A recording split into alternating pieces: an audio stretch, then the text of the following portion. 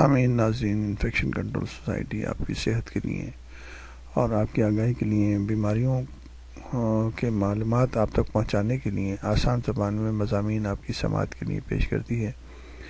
Haemophilia کے بارے میں ہم آپ کو بتا رہے تھے کہ ہیموفیلیا کیا مرض ہے۔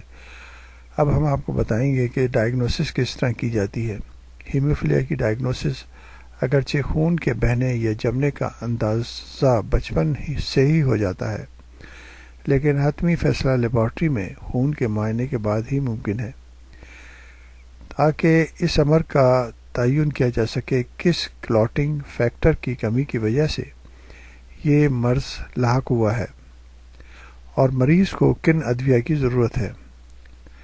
مثلاً فیکٹر 10 کی کمی سے ہونے والے مرض یعنی کرسمس ڈیزیز کی علامات میں کم و بیش ہیموفیلیا کی طرح ہوتی ہیں،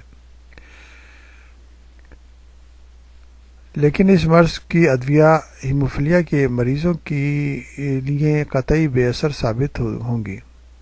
یعنی کہ فیکٹر 9 جو ہے اس کی کمی کی وجہ سے جو کرسمس ڈیزیز ہوتی ہے اس کے لیے الگ علاج کیا جاتا ہے، اور جو فیکٹر 8 کی کمی کی وجہ سے بیماری ہوتی ہے اس کا علاج بالکل الگ ہوتا ہے۔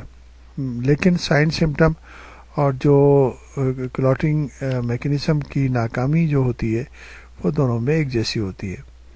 اس لیے ضروری ہے کہ لیبارٹری ڈائگنوسس کر کے صحیح طور پہ معلوم کیا جا سکے کہ کس فیکٹر کی کمی ہے اور کس وجہ سے یہ ہیموفیلیا کا مرض ہوا ہے۔